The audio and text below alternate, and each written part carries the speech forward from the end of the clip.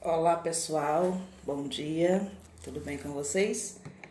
Espero muitíssimo que sim, a gente está ao vivo agora, professores da educação infantil, para falar sobre esse tema, né, que tem deixado muita gente empolvorosa.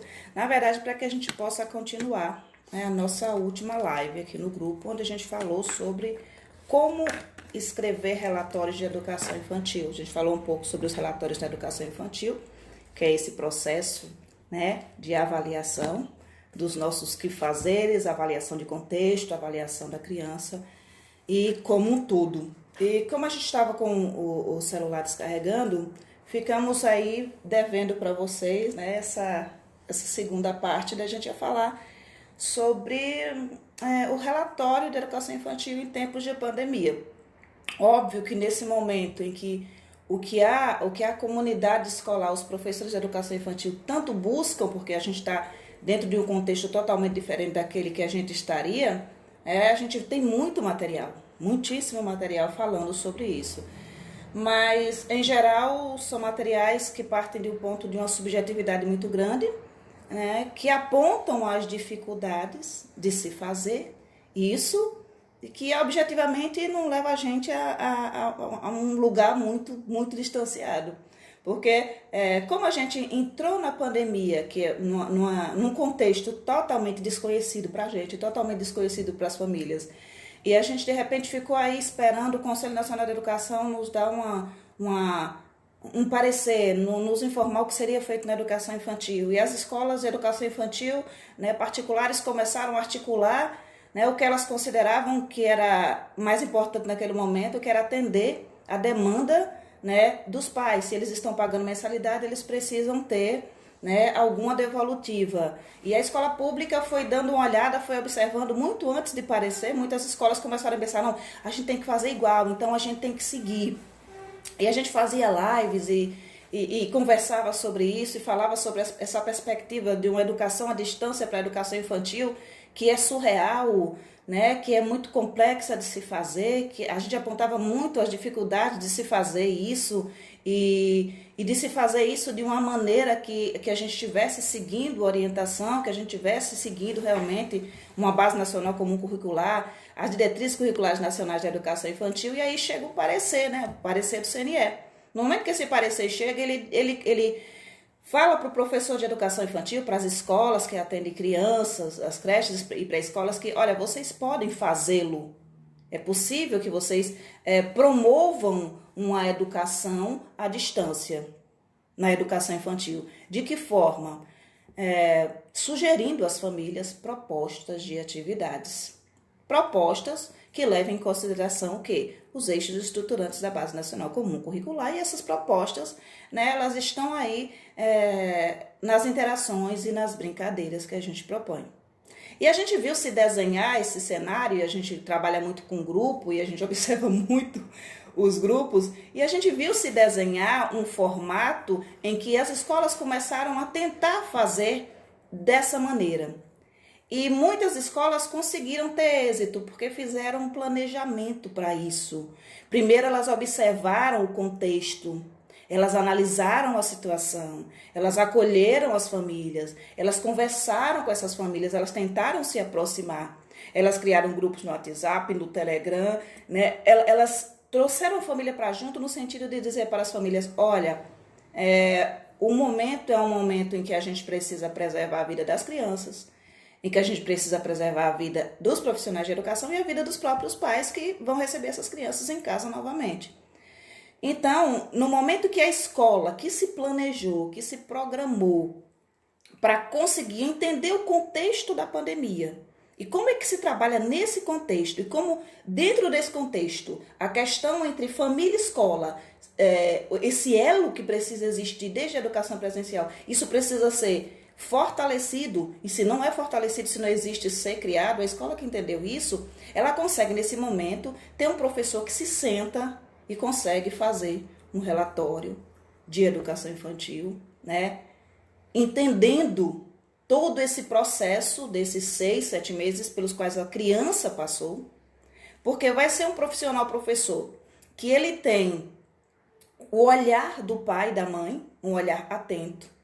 Vai ser um professor que ele tem um momento na semana, um dia ou dois na semana, em que ele vai poder realizar uma atividade em que as famílias se sintam à vontade para abrir as casas delas, né? E para que eles possam ver as crianças se movimentando, porque currículo de educação infantil não é escrever letras, currículo de educação infantil não é cobrir números, currículo de educação infantil não é sentar e ficar observando a professora falando.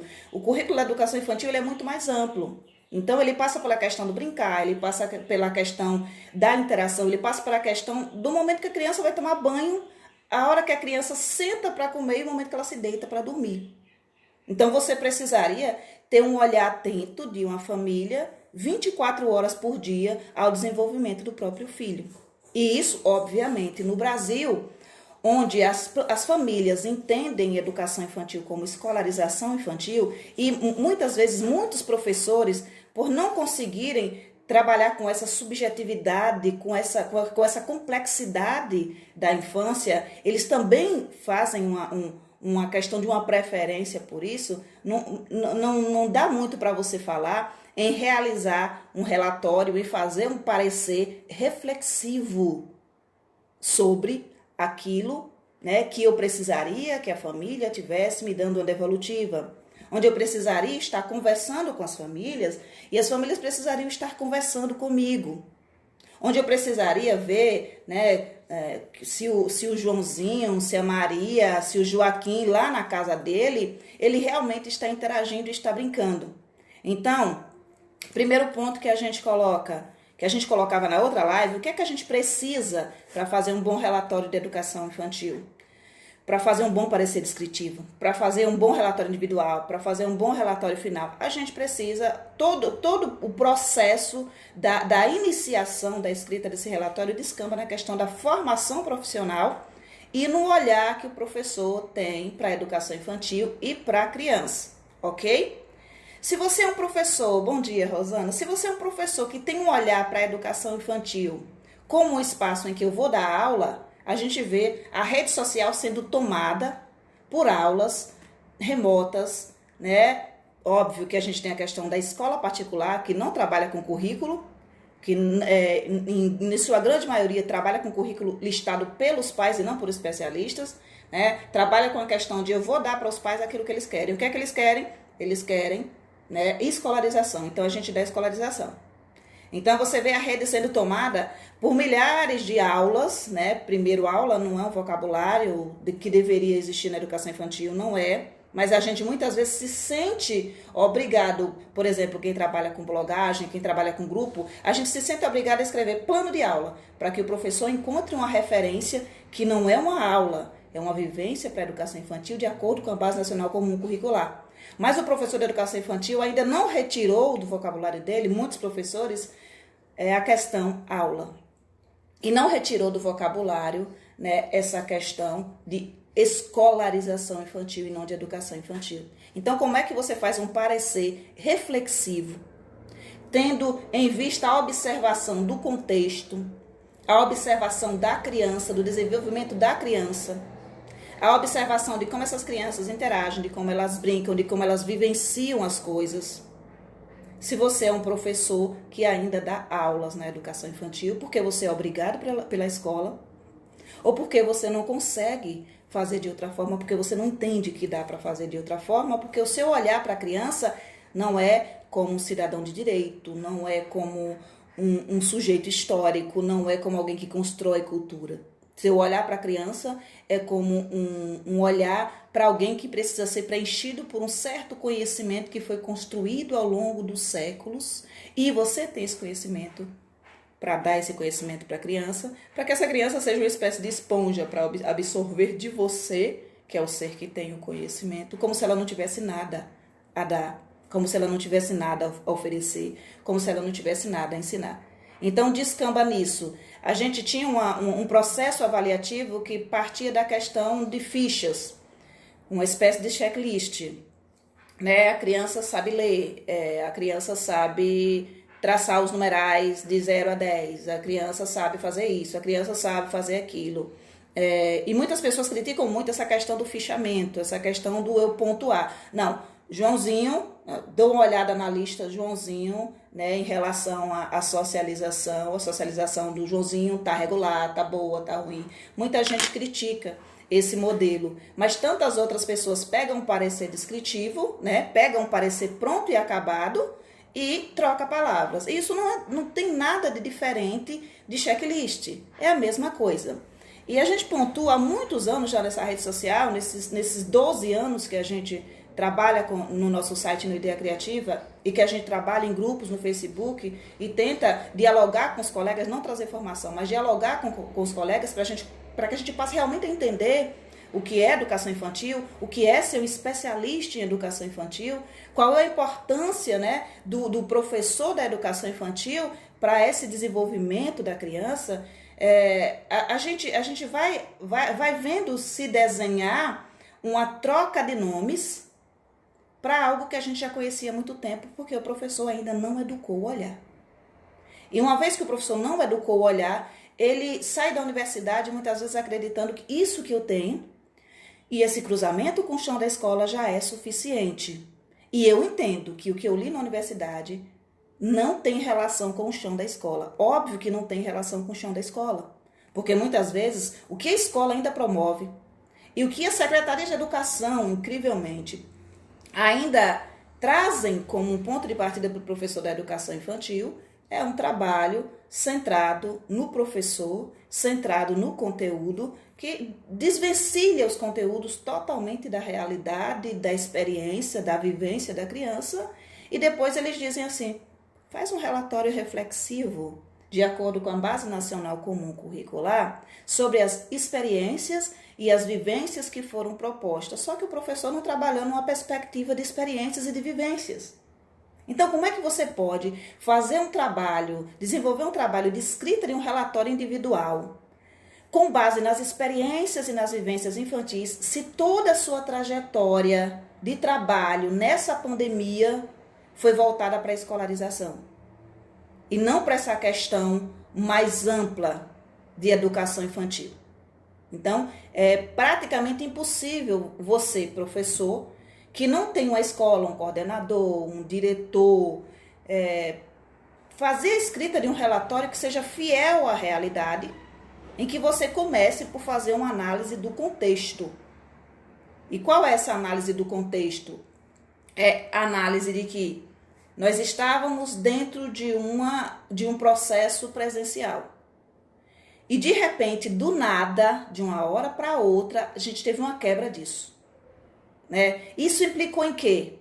Implicou em que a escola precisou fazer toda uma reestruturação para conseguir atender uma demanda, né? Para conseguir atender um segmento, um sistema de educação à distância, que não cabe na educação infantil, e me arrisco a dizer que não cabe no Fundamental 1, né, de maneira eficaz. Primeiro, eu parto desse ponto. Então, eu parto da análise da minha instituição e de como a minha instituição lidou com isso. Passeando pela questão de como o Conselho Nacional de Educação lidou com isso, propondo, abrindo espaço, dizendo, não, ok, a gente não acredita em educação à distância para a educação infantil, porque não é escolarização, não se dá aula. Então, o que é que a gente propõe? Que vocês, de certo modo, trabalhem como os direcionadores de práticas cotidianas para a criança, que vai fazer com que essas famílias elas consigam promover dentro da casa delas, né, esse desenvolvimento progressivo e integral da criança. Então, a primeira análise, anota aí para você não esquecer. Você vai fazer uma análise, objetivamente, uma análise desse contexto, ok? Esse contexto ele precisa vir dentro do relatório. Essa diretriz quem vai te dar vai ser a sua coordenadora. Não serei eu ou qualquer outra pessoa da rede. Será o seu modelo, o modelo da sua instituição. Mas essa análise de contexto ela precisa existir no momento da sua reflexão. Eu vou contar aqui que você já tem a formação. que você já tenha lido, né, muitos textos, visto vídeos da Hoffman, da Zilma e de tantos outros autores que falam de avaliação na educação infantil, uma avaliação enquanto processo, né? Não uma avaliação nesses moldes que a gente aprendeu lá quando a gente estava na educação, no ensino fundamental, lá na década de 70, na década de 80, na década de 90.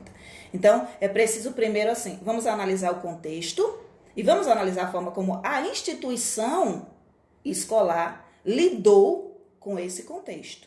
O contexto é o quê? Pandemia. O que é que a minha escola fez? A minha escola sentou e ficou esperando o parecer. A minha escola correu atrás do que as escolas particulares começaram a fazer para não ficar atrás no tempo. A minha escola procurou conversar com as famílias, né, e propor às famílias as atividades de acordo com o que o parecer do CNE nos deu como uma diretriz e como o MEC acabou depois consolidando como algo a ser feito. Né? A minha escola, de repente, não conseguiu, né, amplamente contato com todas as famílias. A minha escola se esforçou o suficiente, ela fez o possível, ela fez o impossível, ela trabalhou com as famílias no sentido de fazer com que eles entendam a complexidade do momento e a necessidade do não abandono da criança. Então, isso você precisa avaliar. Relatar parte de um processo constante de reflexão.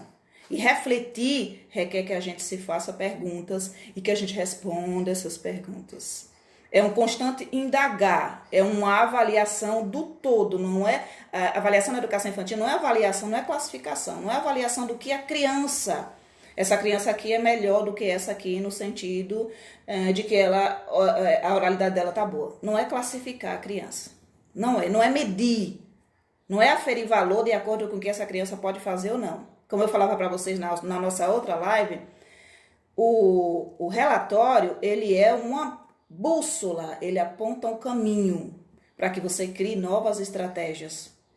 O relatório, ele mostra para você as fragilidades da sua turma e os pontos onde você vai ter que trabalhar para poder conseguir sanar essas dificuldades desses pequenos para que eles consigam progressivamente, né, alcançar avanços naquilo que eles não estão conseguindo avançar. Então, relatório é isso. Se você entende o relatório como preencher de fichas, você já está num caminho muito, muito espinhoso para que você consiga realizar, né, a elaboração desse documento, de fato, a elaboração do documento e não trocar de palavras e um pegar de modelos e ir trocando nomes, ok? Vamos lá. Então, primeiro, nós fizemos uma análise do contexto. Segundo, a tua escola sentou-se com você, a gente fala de uma maneira não presencial, chamada de vídeo, grupos, né, chamada de voz. De que forma a coordenação e a direção trabalhou com o professor, buscando alternativas junto ao professor para atender essas famílias?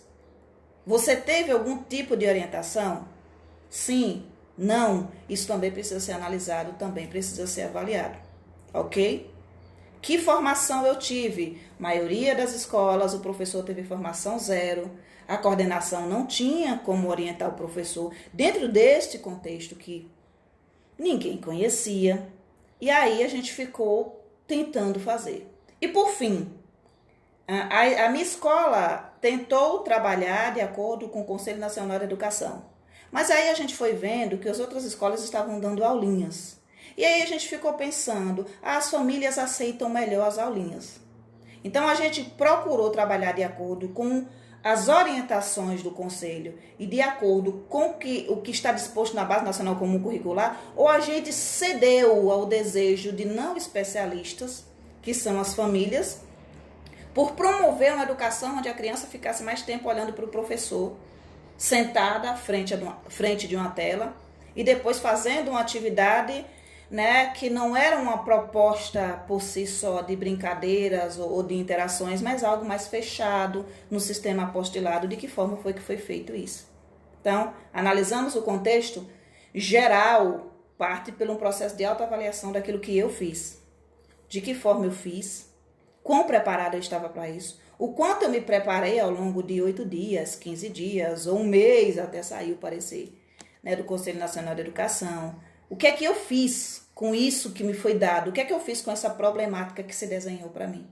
Como eu lidei com isso? Como eu lidei com isso na primeira semana? Como eu lidei com isso um mês depois? O que é que eu aprendi nesse processo de pandemia?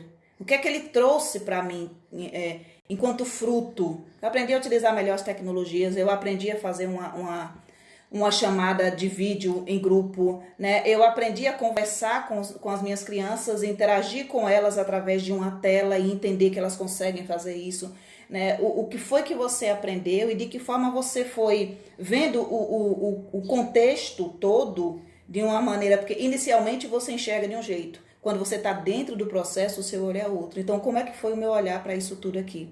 Eu fiquei desesperada, eu fiquei desnorteada, eu fiquei buscando Desculpa, gente. Eu fiquei buscando modelos de aulas prontos, né, que as minhas colegas fizeram. Eu fiquei tentando imitar outras pessoas que estavam fazendo.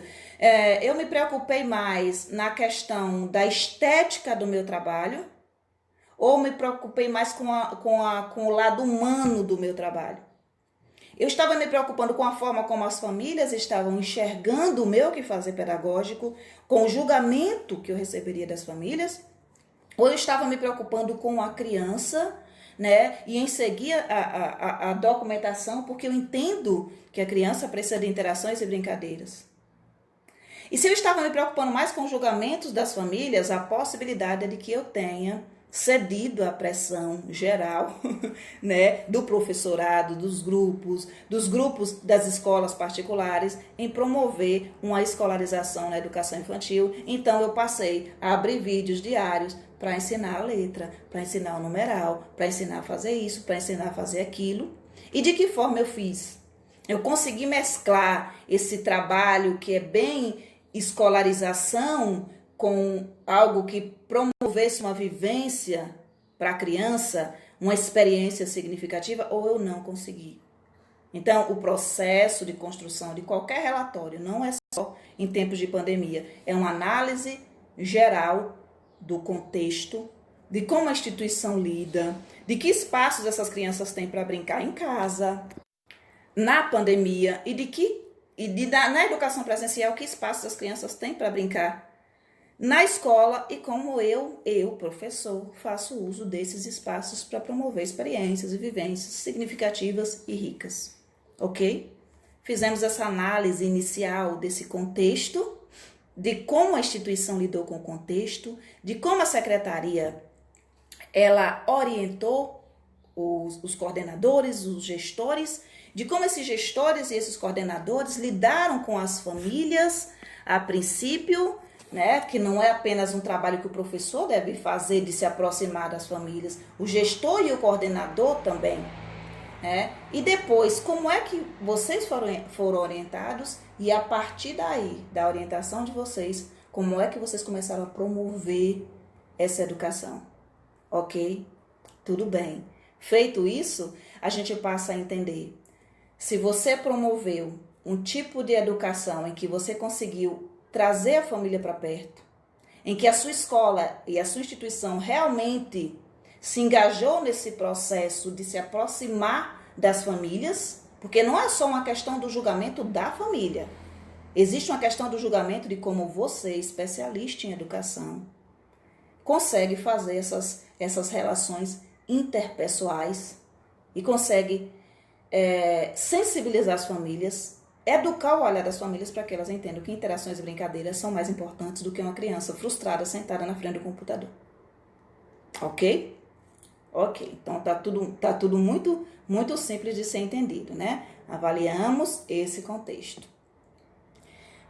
Se a sua escola realmente fez um trabalho em que você conseguiu chegar mais perto das famílias, né? Óbvio que a gente tem que ver a questão de que família que não tem internet, né? Tem família que não tem isso, não tem aquilo, tem família que tem pais analfabetos, mas isso tudo era para ter sido olhado lá no início aqui, ó, quando a escola, o coordenador, o gestor, o orientador deveriam ter que fazer um levantamento geral dessa área para entender quantas famílias tem nesta sala, 20 famílias.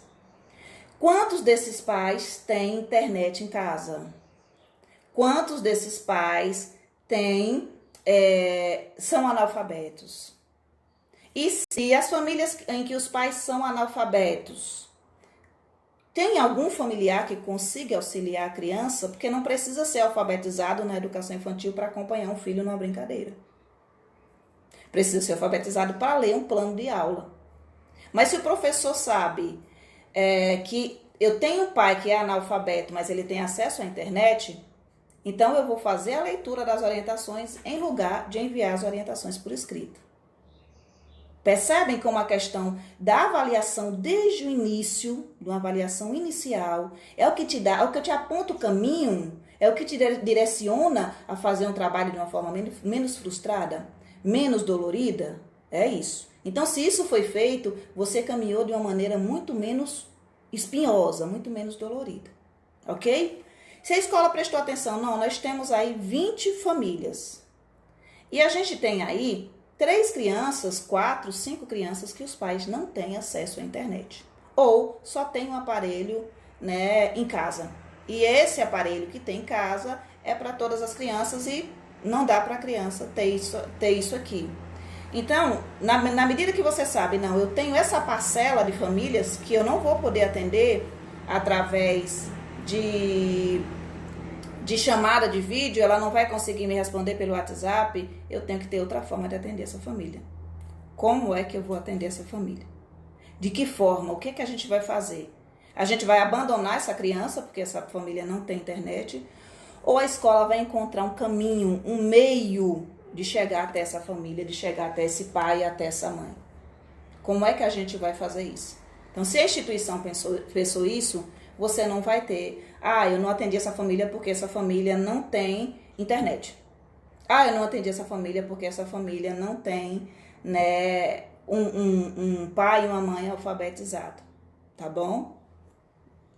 Estão entendendo porque a avaliação, desde o princípio, é de extrema importância, né, na questão do fazer pedagógico? É por isso. É para que você não fique tateando, né, tentando encontrar uma solução dentro de um contexto que é difícil.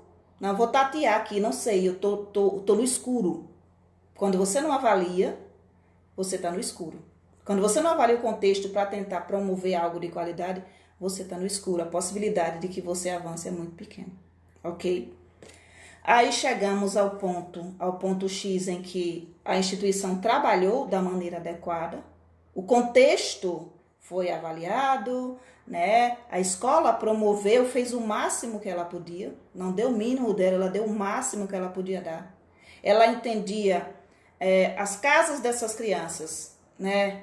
Quando a gente vou fazer um planejamento para a educação infantil de maneira remota, eu preciso entender como é que são as casas das minhas crianças.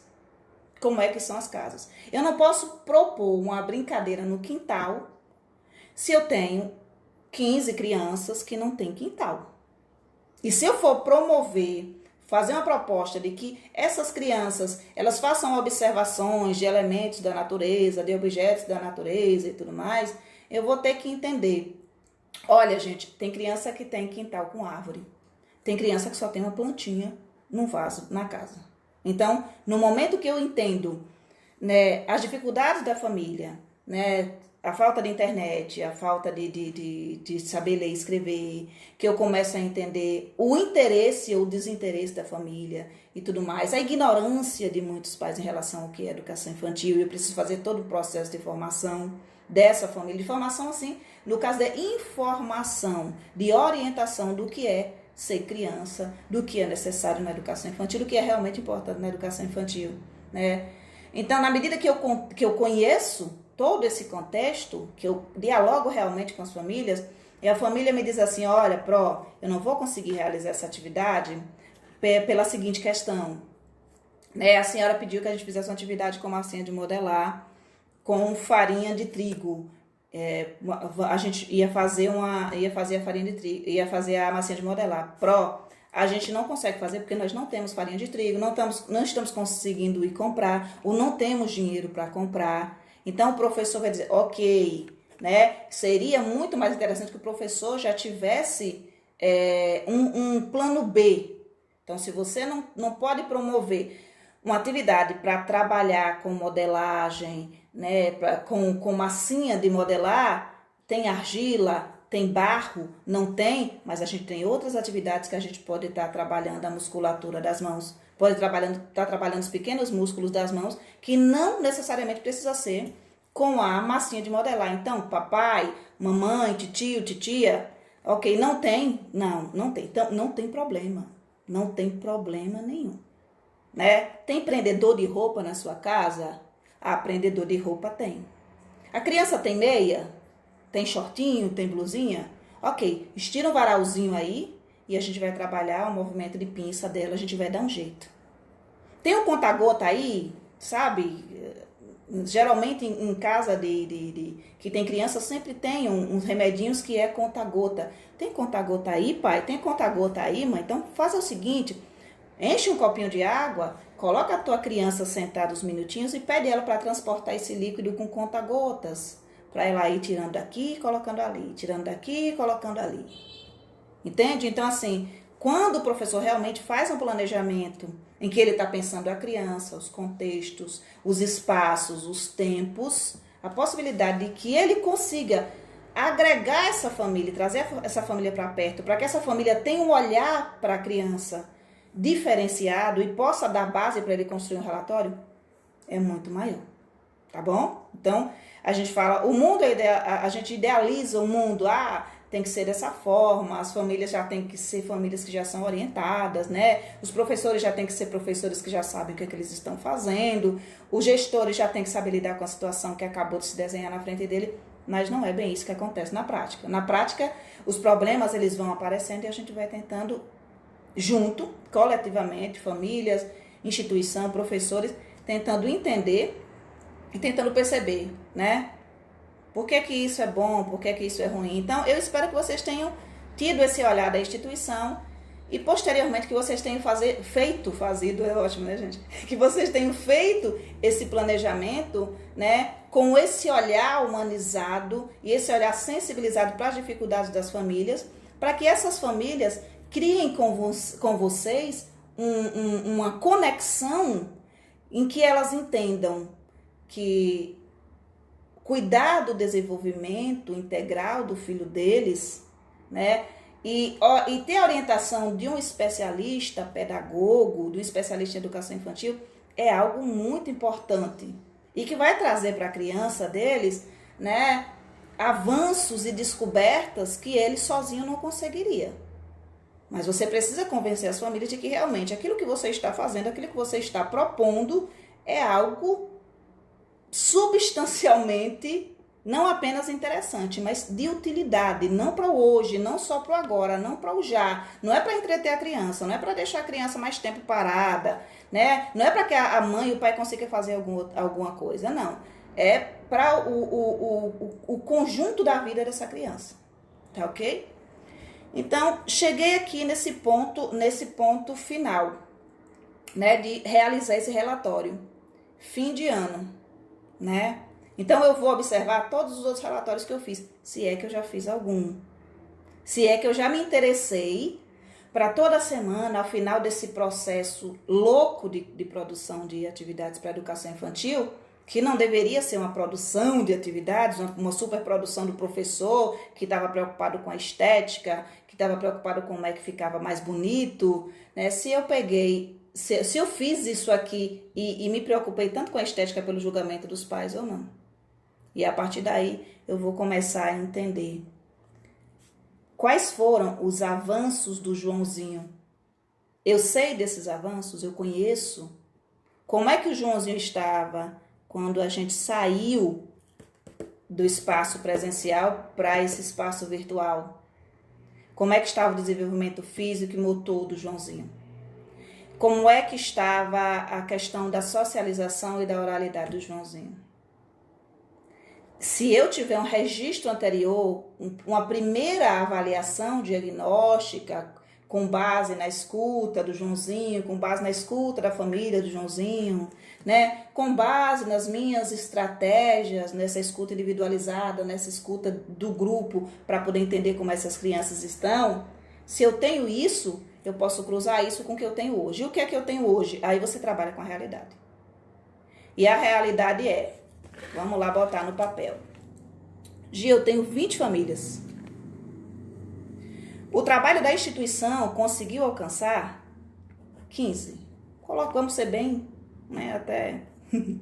O trabalho da instituição e o meu trabalho de sensibilização, né, e a questão da própria aceitação da família, do entendimento da família, a gente conseguiu alcançar 15, ok.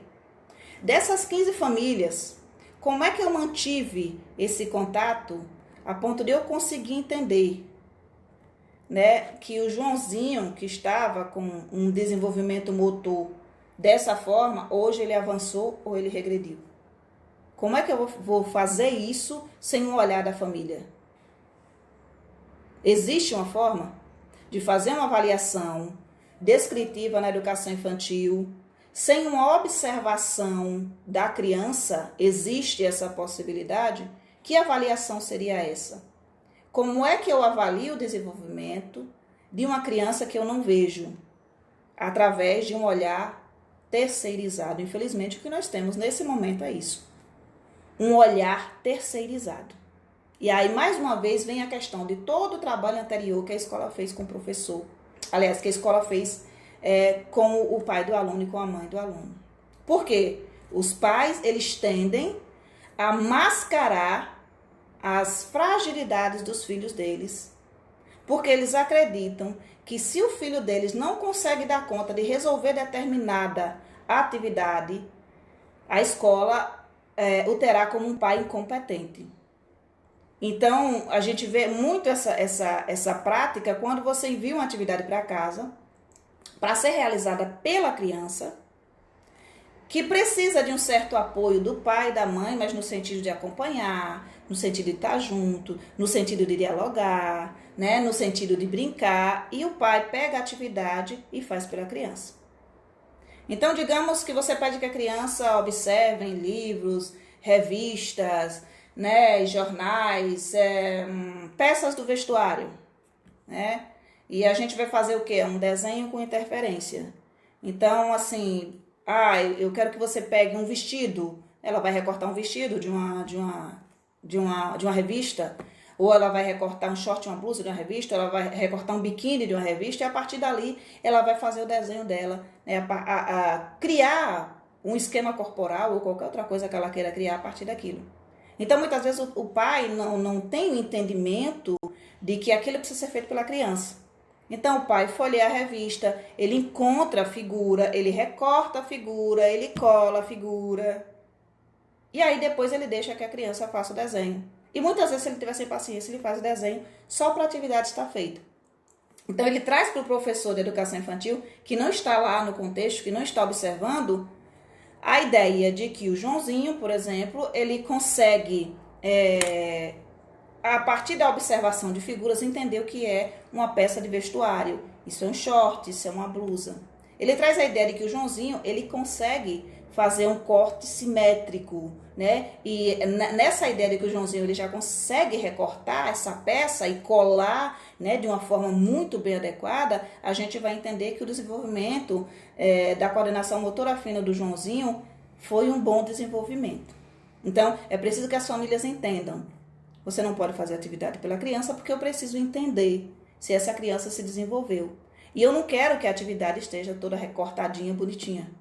Porque se a atividade estiver recortada e bonitinha e estiver feita de uma maneira incrivelmente harmoniosa, como é que eu vou entender quais são as fragilidades, né, do Joãozinho, para que eu possa, nesse momento final, relatar para a pessoa que vai trabalhar com o Joãozinho no ano que vem. Que é para isso que eu estou fazendo meu relatório final. É um apanhado geral, uma avaliação geral do contexto, da instituição, do meu trabalho, da criança. É uma avaliação geral, um apanhado geral, para que o professor que vai trabalhar com o Joãozinho ano que vem olhe lá e diga, pronto, eu tenho uma avaliação final do que essa criança, de como essa criança veio.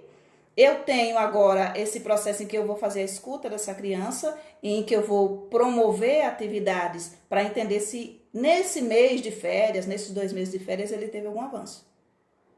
E aí a avaliação ela vem enquanto processo realmente. Ela não é algo estagnado, parado no tempo, né, para dar conta de classificar uma criança. Mas sim de dar para o professor essa diretriz, esse ponto de onde a criança está, para que ele possa promover estratégias que levem essa criança a avanço, ok? Então, se você tem um olhar da família para o trabalho com a criança, essa família terá te enviado vídeos dessa criança fazendo esse trabalho. Essa família terá relatos dessa criança fazendo o trabalho. Essa família te mandará textos, né, te mandará áudios, ela vai te encher de registro que você não vai nem aguentar, para que você possa fazer esse relatório final. Eu quero saber quais são os avanços de uma criança que eu não estou observando no dia a dia, no cotidiano, na prática. Quem está observando é você. Entende? Então, como é que tem sido a socialização dele em família? Ele conversa? Ele passou a conversar menos? Né? Ele tem primos, ele tem irmãos, tem pessoas na casa dele com quem ele está brincando? Ele está falando mais, está falando menos? Ele tem interesse pelas atividades que a gente envia para casa? Ele sinaliza que sente falta da escola? Ele sinaliza que sente falta dessa socialização ampla? Porque a nossa preocupação geral precisa ser com a criança, com ninguém mais, a princípio, do que a criança. E para que a gente entenda da criança, a gente precisa entender quem são essas famílias que amparam essas crianças. Compreendido? Aí a gente tem esse ponto. Eu vou pegar todas essas atividades que eu fiz, que eu planejei, né, que eu já tinha em mente do porquê eu planejei, do para que eu planejei, o que eu queria alcançar, no que eu esperava alcançar, né, o que eu esperava promover de avanços significativos, né, o que eu esperava para potencializar isso aqui que essa criança já tem, né, que fragilidades eu estava procurando dar um jeito de a criança conseguir superar, né? Então, se eu fiz todo esse planejamento, toda essa caminhada, aí eu vou sentar, vou ouvir os relatos e, mais uma vez, eu vou pontuar para vocês. Lá no nosso site, a gente tem um texto, tá? Como fazer relatório de educação infantil. Algumas perguntas que vão dar uma referência para vocês do que fazer. Eu vou deixar aqui o link, vamos lá. Então, eu vou sentar e eu pontuei, inclusive nesse texto, fiz questão de pontuar o seguinte. Eu vou sentar para enxergar cada indivíduo, um por um, cada família, uma a uma. Então, eu não posso tirar um dia para fazer isso. Não posso. É imprescindível que eu faça isso espaçadamente. Hoje eu vou sentar para analisar os registros, os relatos, os registros fotográficos, os registros em vídeos, as interações do João. E é só do João. Eu vou observar as devolutivas que as famílias me deram, a forma como ele interagiu, ou eu vi o João. Em todo esse tempo eu cheguei a ver o João. Eu tive um único minuto em que eu consegui ver o João. Então eu vou sentar e vou pensar única e exclusivamente sobre o João. O meu olhar vai ser um olhar atento, observador para os registros que eu tenho. Ok? E a partir daí eu vou criar a minha pauta de observação, já tem que ser criada anteriormente para acompanhar todo esse processo das atividades. E se você não fez, você perdeu uma oportunidade muito grande. E assim, não é porque você não fez, não é porque você não se preparou, porque às vezes a gente está conversando e as pessoas estão pensando, mas eu não pensei nisso, mas eu não fiz assim, mas a instituição não me deu o apoio, mas não, aqui não se trata de encontrar culpados para um contexto de pandemia. Aqui se trata mais de a gente entender o processo de avaliação na educação infantil, para que a gente passe, se a gente errou até aqui, para que a gente passe a cada vez ter mais e mais e mais acertos. E aí uma pergunta que a minha colega fez, pronto, sentei-me e vou relatar. E vou relatar de acordo com o quê? De acordo com as minhas observações, de acordo com os objetivos que eu tracei, de acordo com a leitura do relatório anterior. Exatamente da forma como eu faço qualquer relatório de avaliação no sistema presencial. Só que tendo em vista que esse olhar está terceirizado e que não é o meu olhar. Em boa parte do tempo é o olhar do pai, o olhar da mãe, o olhar do tio, o olhar da avó. O olhar que eu tenho vai ser o olhar para os áudios que vão me enviar, para as fotografias que eles tiraram, e foi um olhar deles, do que eles encontraram, do que eles entenderam como algo importante de observar, e não o meu olhar. Então é outro olhar, é um olhar realmente terceirizado. Então não vai sair uma coisa espetacular, que vai ser condizente com a realidade, vai ser extremamente fiel. É muito difícil, você tem que ter uma conexão muito forte com a família para que ela tenha feito os registros necessários. E se você ainda está em processo e vai precisar fazer esse relatório daqui a 15 dias, chegou a hora é essa, de você conseguir promover atividades realmente que ataquem as fragilidades, né? E que coloquem as potencialidades dessas crianças cada vez mais acima. Chegou o momento, você pode fazer isso ainda, para daqui a 15 dias você conseguir produzir um relatório melhor, porque você vai ter mais registros. Perguntinha final e análise final. Gi, e as famílias que não participaram? E as famílias que eu não vi o aluno? Alô, aluno não, desculpa, gente, educação infantil, a criança. E as famílias que eu não cheguei nem a ver a criança. Eu não sei como é que a criança tá, Gi.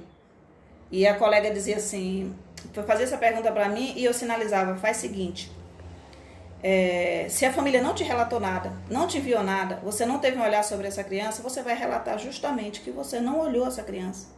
Você não sabe as condições que essa criança está. Você tem um relatório inicial que mostra os avanços dessa criança até esse ponto, e a partir daí você não tem mais nada, porque as famílias não estiveram junto com você. Mas as famílias não estiveram junto com você por quê? Porque a instituição não conseguiu alcançar essas famílias, porque essas famílias não têm internet, porque essas famílias não tem alguém por exemplo, a mãe, só tem a mãe para cuidar da criança, a mãe está trabalhando, mesmo no meio de uma pandemia, essa criança fica com a avó não sabe lidar com tecnologia, não sabe ler, não sabe escrever, e a escola não tomou nenhuma iniciativa de nenhuma natureza para enviar nada para casa dessa criança, para dar nenhuma diretriz para essa mãe e para esse pai. Então pode ser que eu não tenha essa devolutiva dos pais justamente por isso. Não existiu um olhar atento para o contexto, que desse conta dessa família entender alguma coisa ou conseguir fazer alguma coisa. Então eu não tenho. E eu não posso relatar o desenvolvimento de uma criança, as fragilidades de uma criança, as potencialidades de uma criança, tendo em vista o nada. Então você não faz um relato de uma não observação. E aí tem colega que diz assim, mas Gi, eu vou prejudicar as famílias. E eu sempre reforço. O professor, ele trata do gerenciamento do tempo dele. Ele tem um olhar sensível para as famílias. Então, quando eu proponho atividades, quando eu proponho brincadeiras, eu proponho com base nos espaços que essas famílias têm, nos recursos que essa criança ela tem acesso nessa casa, né? E que as famílias elas vão conseguir fazer com a criança no finalzinho da tarde, de manhã, em qualquer momento, né? Uma observação, por exemplo, na hora que eu vou dar banho no meu filho, que é algo que você não pode deixar de fazer, né? Esse olhar da família para aquela mãe, para aquele pai, aliás, da escola, para aquela mãe, para aquele pai, que o tempo que ele tem muitas vezes, o tempo de qualidade que ele tem com o filho dele é o momento do banho, é o momento de dar comida. Para orientar essas famílias, olha, né, na hora que você for fazer o prato da criança, leve ela para acompanhar, peça que ela coloque a comida no prato, peça que ela faça a seleção, né, dos alimentos. Onde é que a gente vai colocar o arroz? Né? Vamos colocar o arroz aqui na direita, né? Vamos colocar o feijão aqui na esquerda, né? Vamos colocar a carne aqui, né, na parte de cima do prato, vamos colocar o legume na parte de baixo do prato. Né? E isso tudo também é trabalho. Né? Dentro desse cotidiano da casa da criança, isso também é trabalho para o desenvolvimento da criança. Entende? No momento que você está alimentando a sua criança, né, e, aliás, no momento que a criança está se alimentando, você vai observando a forma como ela segura na colher, se ela está deixando cair muita comida. Você ensina a mãe e o pai a ter um olhar mais atento para esse desenvolvimento da criança do que se ela vai derramar comida e eu vou dar na boca para poder ela não sujar o espaço. Você orienta a família que não tem tempo para que no momento de dar banho na criança, né, ela se dedique a ensinar a criança, a conversar a ensinar, a dialogar com a criança sobre, né, que partes do corpo a gente está lavando.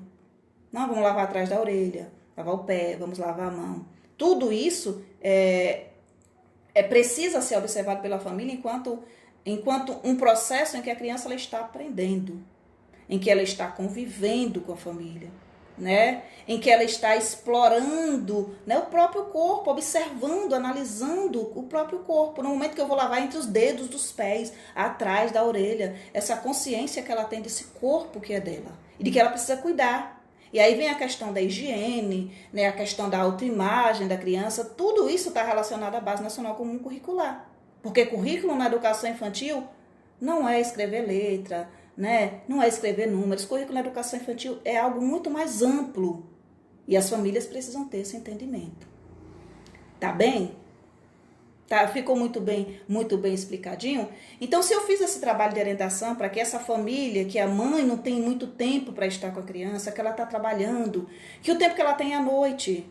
O que é que eu posso fazer à noite com meu filho? Senta uns minutos, conversa, dialoga, conta uma história, não precisa ler um livro. Não tem um livro na minha casa, não inventa uma história, deita com ele, inventa uma história, apaga a luz. Um dia você conta uma história, né, com a lanterna do celular ligada, com a luz apagada. No outro dia você conta na sala, no outro dia você conta na cama dele. No outro dia você senta numa rede, balança ele. Né? E você vai tendo esse contato com ele para que ele vá desenvolvendo essa oralidade, para que ele vá aprendendo a escutar, para que ele vá aprendendo a falar melhor. E aí você vai entendendo que ela está trabalhando de acordo com a Base Nacional Comum Curricular, nesse contexto de pandemia em que a gente só tem isso, não tem mais nada. E você vai pedir a devolutiva da família nesse sentido. O que foi que ele aprendeu? Né? O que é que você percebeu que ele não sabia fazer que ele já faz? O meu filho ele não conseguia se vestir sozinho, hoje ele se veste sozinho.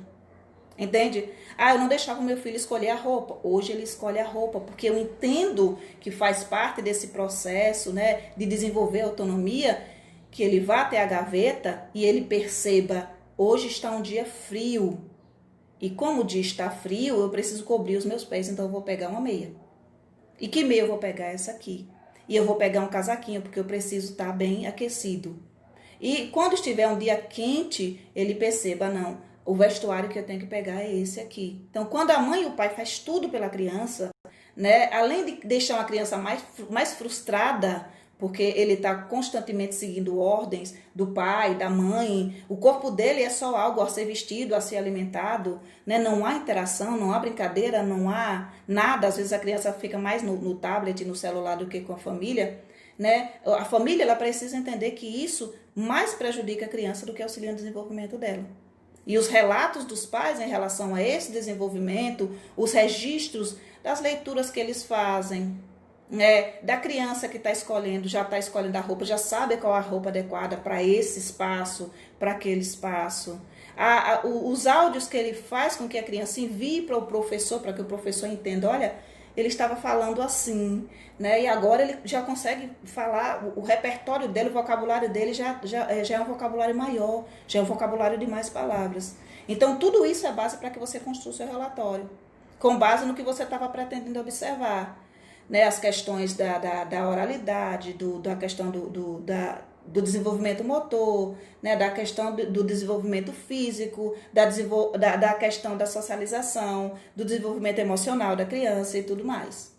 Ok? Mas se você não tem nada, o que você pode fazer é relatar. Não foi me dado nada até o momento. Então, no momento, em abril ou em março, o Joãozinho, né, era uma criança ativa dentro do Centro de Educação Infantil, né? O Joãozinho, ele socializava muito bem, né? Ele interagia em pequenos grupos, em grandes grupos, com crianças e com adultos, né? O Joãozinho, ele tinha uma noção do seu próprio corpo e tinha um autocuidado, né? Eu vou relatando o que eu tenho do Joãozinho. A partir da entrada desse contexto de pandemia, a escola perdeu o contato com o Joãozinho. Né? O que a escola fez? A escola tentou entrar em contato através de WhatsApp. A escola foi até a casa do Joãozinho. A escola, né, enviou a apostila com os direcionamentos das brincadeiras e das atividades que o Joãozinho precisaria fazer. As famílias não deram devolutiva. Pronto, a minha ação é essa, relatar. Ou eu posso relatar que a escola teve como criou uma estrutura que atendia 15 famílias, porque a gente tem 5 famílias que não têm internet. E a escola não conseguiu alcançar essas famílias, então há uma deficiência na escola. Ou eu posso relatar, o Joãozinho, né, quando entrou aqui no processo de pandemia, a gente iniciou com as aulas, o Joãozinho não se adaptou, ou a família do Joãozinho não se adaptou a essa modalidade. E como ele não se adaptou a essa modalidade, nós paramos de ter devolutiva. Que ações eu, enquanto professor, e a escola, enquanto instituição, teve para fazer com que a família do Joãozinho entendesse a importância disso? A minha ação foi buscar as famílias através dos grupos que a gente criou para interação, né? Buscar as famílias através de chamadas, né? Através de a gente ir até em determinado espaço, ficar distanciado dele para conversar. A escola fez isso. A escola conseguiu uma devolutiva a partir dessa ação? Não. Mas a escola também pode ter feito o seguinte: ok, tenho 20 famílias, estou alcançando 15 famílias. Cheguei aqui nessas 15 famílias, as outras 5 famílias eu não estou conseguindo alcançar. Eu não sei se é porque não tem internet, eu não sei se é porque teve algum problema na família, eu não sei se é porque eles estão lidando com problema de saúde, eu não sei de nada, mas eu prefiro, né, para desencargo de consciência, dizer assim, eles não têm interesse. Que geralmente é o que muitas pessoas fazem, eles não têm interesse. Então, quando você pega essa questão do relatório na educação infantil, você entende, isso aqui me aponta um caminho. O meu caminho, quando saí do presencial para a pandemia, foi entender de contexto. Foi entender dos espaços que as crianças têm em casa. Foi entender as famílias que eu atendo. Foi conseguir abrir espaço de diálogo com essas famílias. Né? Eu consegui isso? Não. Onde é que está a deficiência? Em mim ou nas famílias? Possivelmente a deficiência esteja em você e esteja também nas famílias.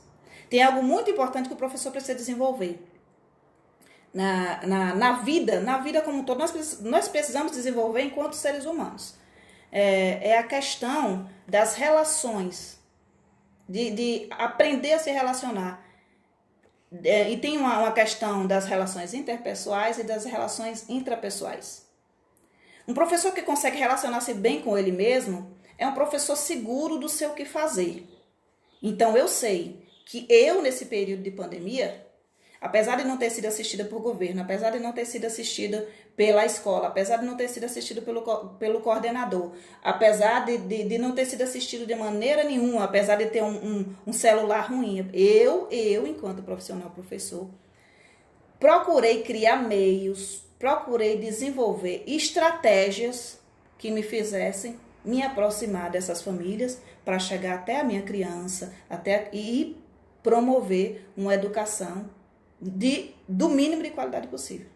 Então, isso é você se autoavaliando, isso é você se entendendo, isso é você tendo uma boa relação com você mesmo, isso é você tendo uma estrutura emocional muito boa para você entender, puxa, nesse sentido aqui eu estou tendo falhas, eu preciso pegar essas falhas que eu tenho e resolver. Para que a gente não fique constantemente culpando os outros sem saber dos motivos pelos quais essa criança não está frequentando. Não é assim? E na medida que você consegue ter uma boa relação intrapessoal, você conseguirá ter uma boa relação interpessoal.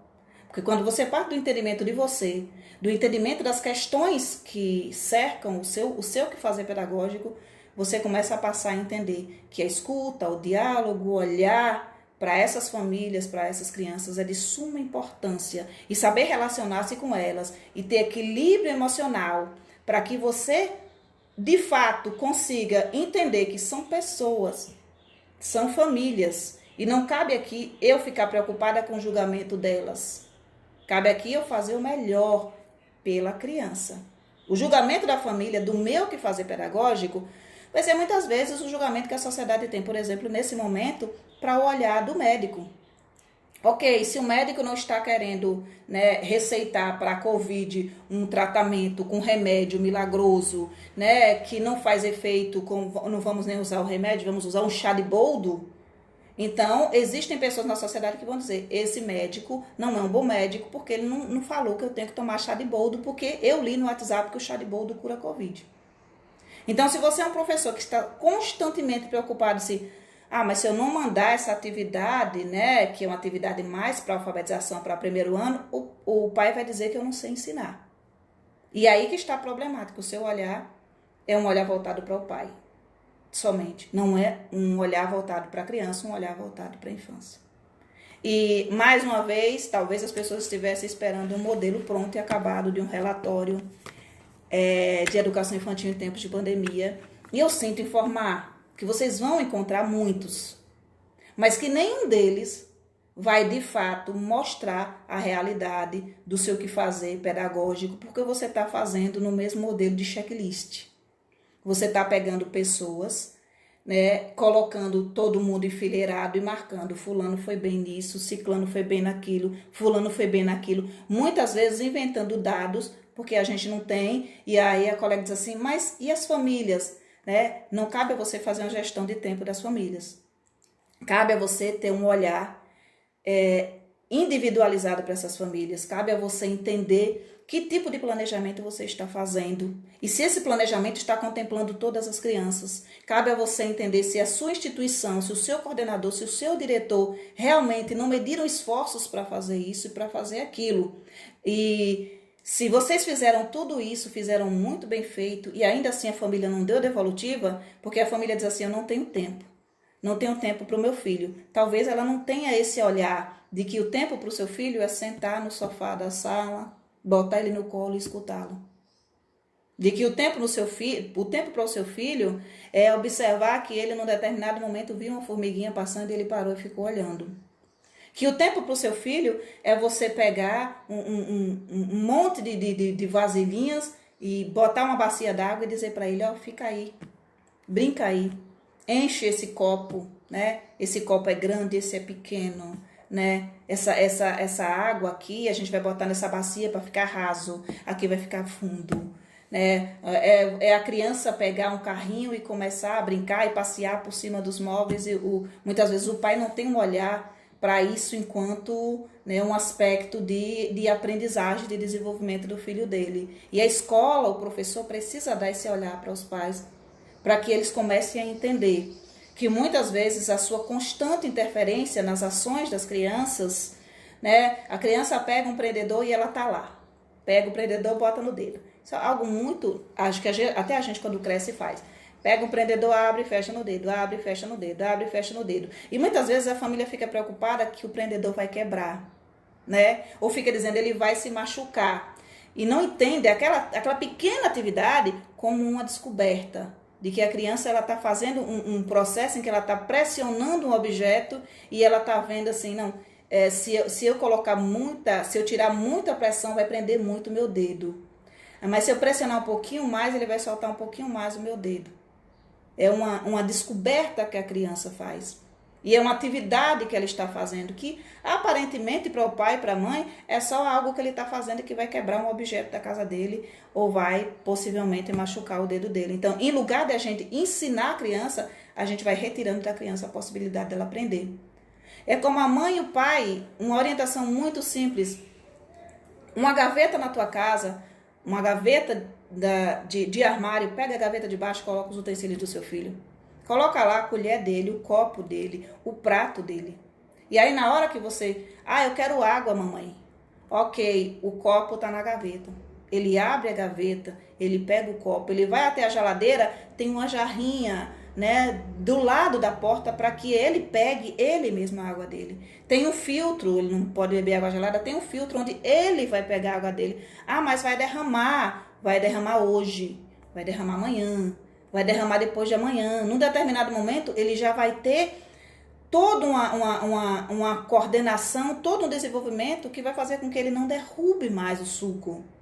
Ele já vai colocar uma atenção na ação, de modo que ele não vai, toda vez que estiver comendo sentadinho no chão, ele não vai chutar o copo do suco e derramar o suco no chão. E mais, de fazer o pai e a mãe entender que quando a criança derruba o copo de suco, ela não tem que ficar gritando ou correr para limpar.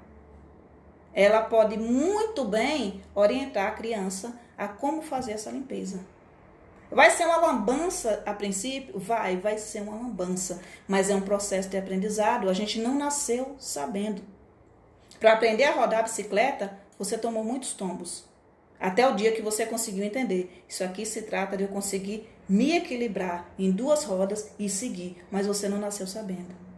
Você não nasceu sabendo segurar um lápis. Você não nasceu sabendo cortar um pano. Cortar um EVA, né? Que muitos professores gostam. Você não nasceu fazendo um traço reto. Isso tudo foi processo de desenvolvimento. Você treinou suas habilidades. E a criança, no dia a dia, ela vai treinando as habilidades dela. À medida que ela sobe no sofá, que ela desce do sofá, à medida que ela corre dentro da casa, né? À medida que ela salta, à medida que ela pula, tudo isso é uma questão de treinamento de habilidade, né? De levar a criança a se desenvolver fisicamente. Então, papai e mamãe sentar no sofá e brincar de dar pulinhos, vamos dar um pulinho, vamos pular que nem canguru. Põe uma musiquinha enquanto você estiver fazendo a comida que chegou do serviço, enquanto você estiver fazendo alguma outra coisa.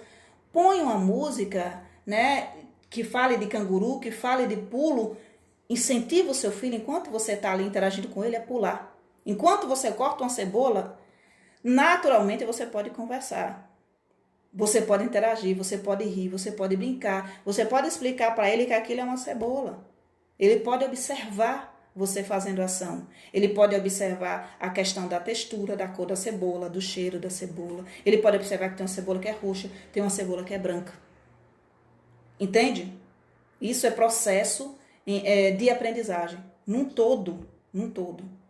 Então, se o professor ele tem um olhar para o cotidiano da criança, para a hora do banho, para a hora da comida, né? Para a hora que a criança senta na roda, para a hora que a criança está brincando no parque, né?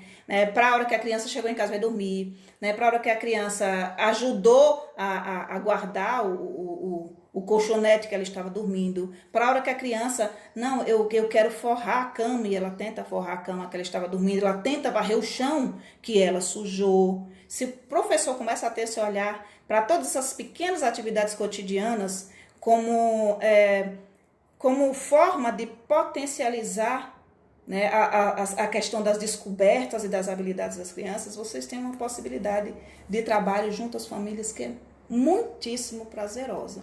Eu espero muito que esse vídeo, que não tem uma receita pronta, tenha trazido alguns pontos mais objetivos, né, para você construir o seu relatório de educação infantil em tempos de pandemia.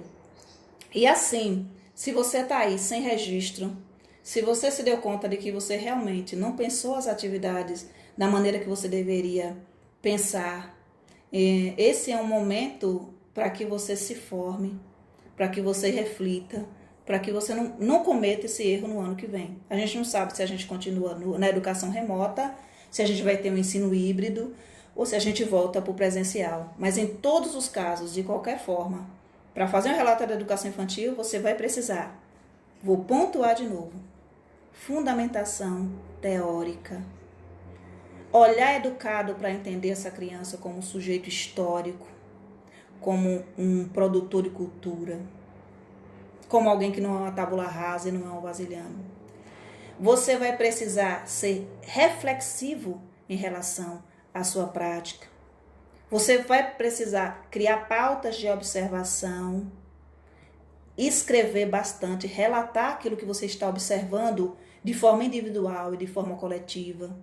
A sua pauta ela vai servir para que você saiba o que você quer observar e quais os objetivos que você gostaria que fossem alcançados a partir daquela atividade, e se esses objetivos eles foram alcançados pelas crianças, por quantas crianças, quais as crianças que têm mais fragilidade em conseguir desenvolver isso, quais as crianças que têm mais potencialidades. Você vai precisar ter paciência para sentar e fazer um olhar, e ter um olhar individualizado para cada relatório que você vai construir. São coisas básicas de se fazer. E você vai fazer algo que é mais importante, que é treinar as suas habilidades. E muitas habilidades precisam ser treinadas, né? Você vai treinar suas habilidades de escrever, de produzir texto, né? De produzir texto com um olhar objetivo, mas também com um olhar para a subjetividade. né? Com olhar para coisas que são mais fáceis de serem observadas e para coisas que estão mais no profundo, né? Que requer mais processos mais emocionais, muito mais complexos de serem observados. E você vai conseguir, você vai adiante. Primeiro, se você acha que você não consegue, muda a sua mentalidade. Comece a pensar que você é capaz, né? Nós não somos seres que fomos moldados para sermos desse jeito, né?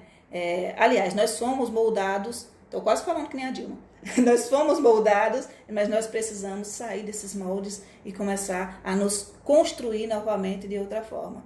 E assim, na medida que você vai se construindo dessa forma, você vai auxiliando as crianças para que elas comecem a ter um olhar reflexivo sobre a vida, a serem empáticas, a terem uma educação emocional muito bem desenvolvida, a conseguirem se relacionar interpessoalmente, intrapessoalmente, para que os conflitos eles nasçam, porque eu acho que a educação é sim um espaço de conflito, né? E cabe muito o contraditório, mas que esse contraditório no futuro com as nossas crianças venha no sentido em que a gente se respeite, em que a gente se desvencie dos nossos preconceitos, né, dos nossos olhares preconceituosos. E a gente tem um caminho muito longo para percorrer, mas a gente vai conseguir.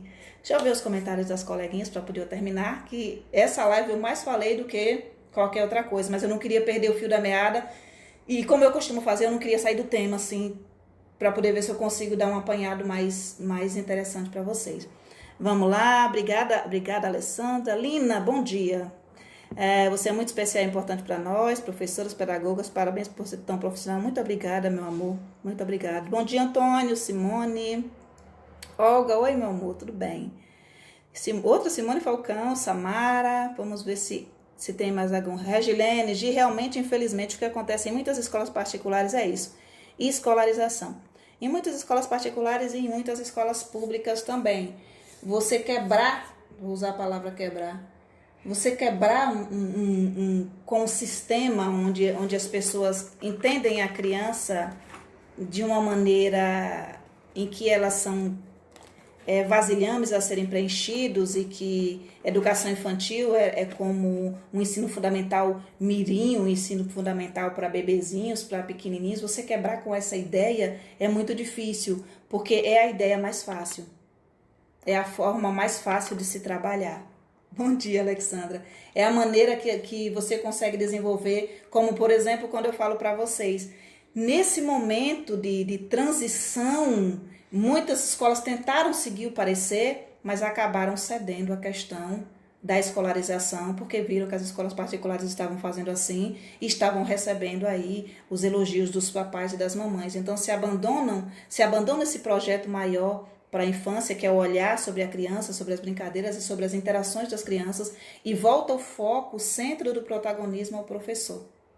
E aí esse professor vira o centro das atenções, ele produz tudo e depois pede que o aluno dê uma pequena devolutiva a partir da produção dele.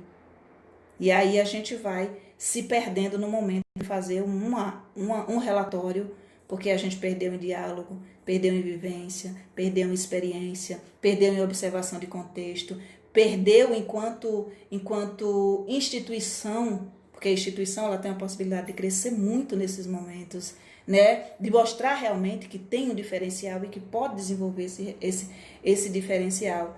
Então a gente perde muito em meio à pandemia, quando a gente começa a encontrar a maneira mais fácil de fazer e não dá tempo ao tempo, né? Não vai com paciência, entendendo que até a gente conseguir criar uma estrutura, a gente precisa entender onde a criança mora, quem são os pais dessa criança, que acessos eles têm à tecnologia, né?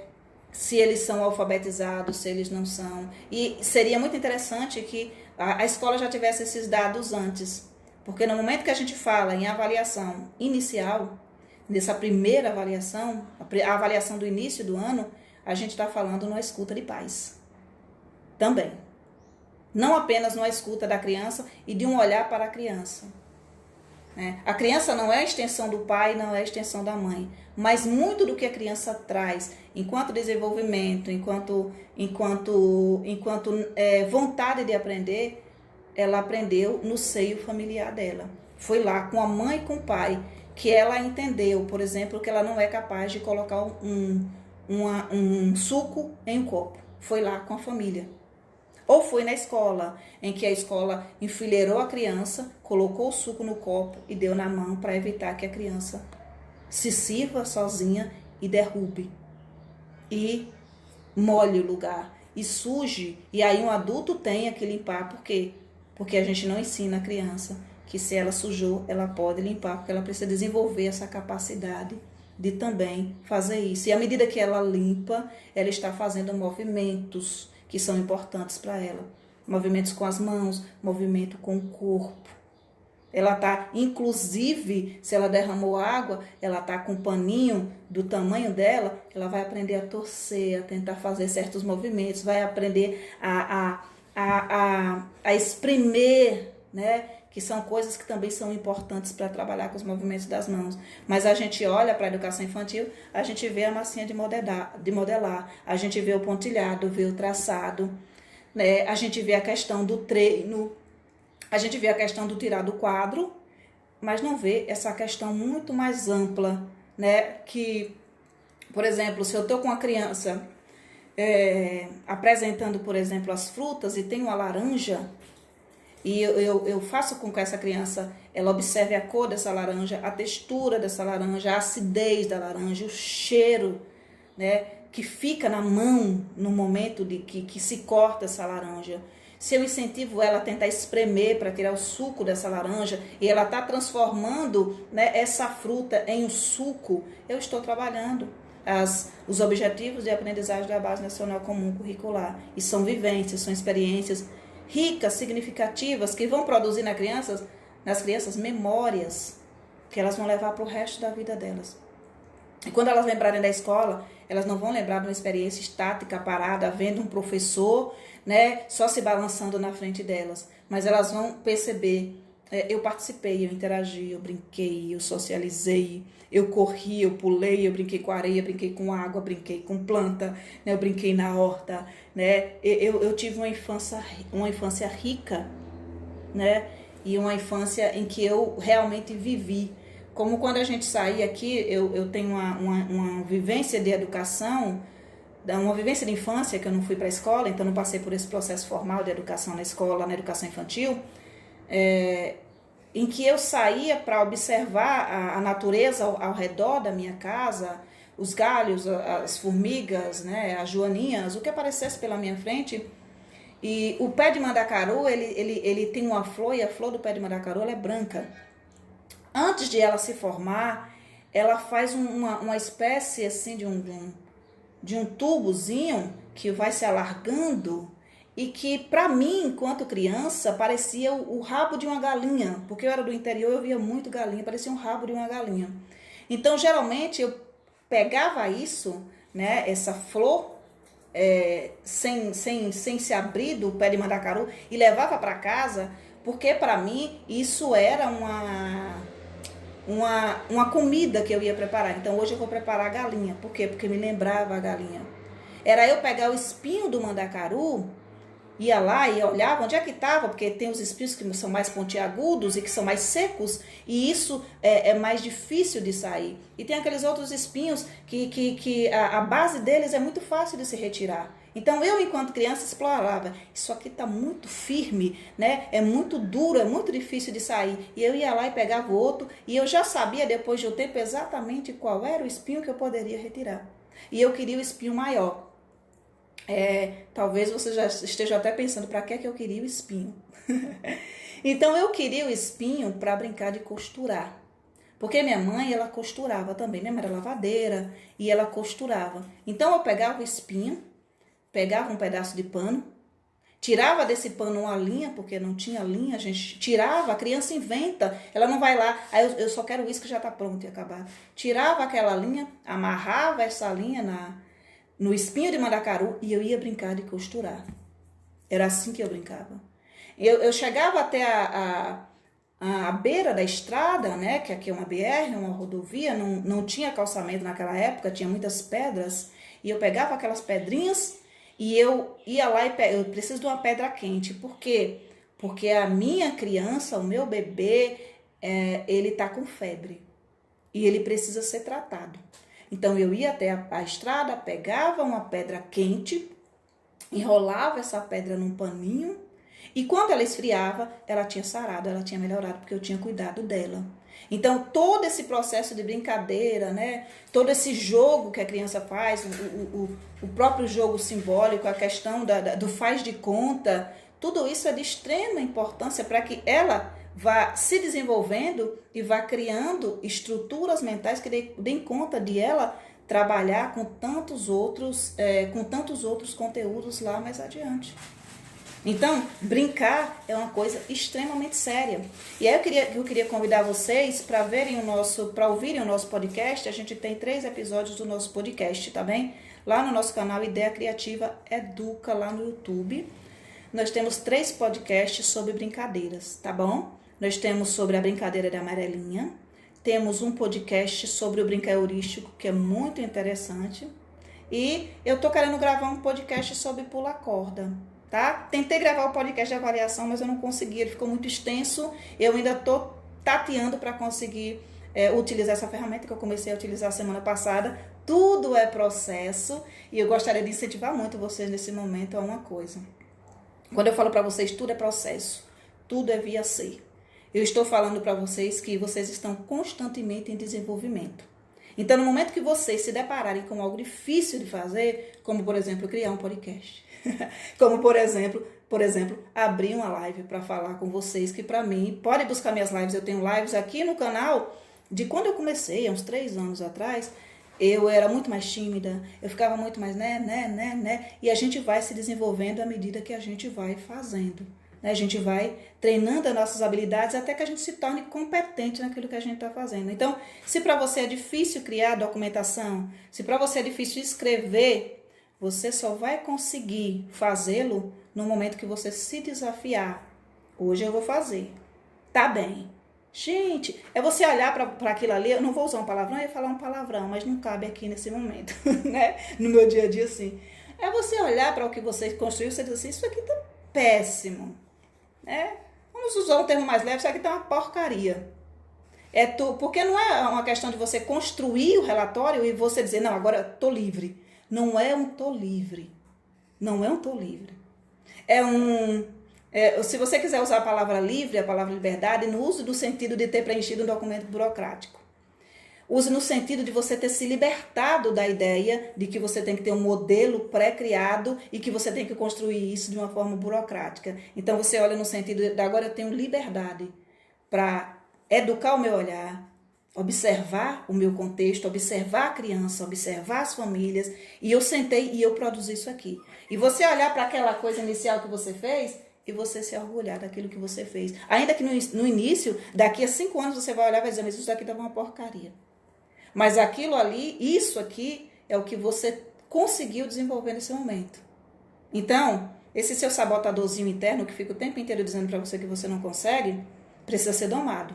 Então, você precisa olhar para esse sabotadorzinho que diz assim, nem tente que você não consegue. Diz assim, não, essa é a minha vez, esse é o meu momento, essa é a minha hora, eu vou fazer sim, eu vou acontecer.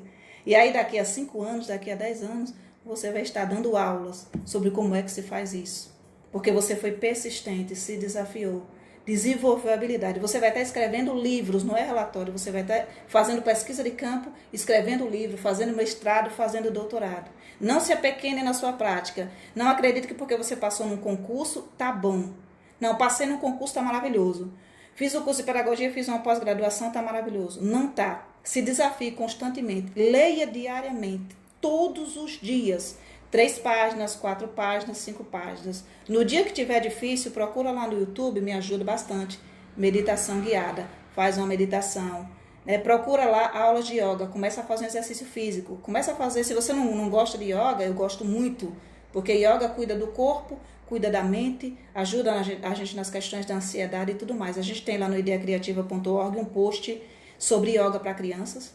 E a gente também tem um post sobre yoga para para a gente trabalhar a questão das nossas costas, que a gente fica muito sentado, o pulso, que a gente usa bastante nas nossas atividades, o exercício para os nossos ombros, a tensão que a gente acumula no pescoço, né, que acaba desencadeando em dores de cabeça, enxaqueca e tudo mais. Então, é um caminho em que o professor também precisa entender da saúde dele.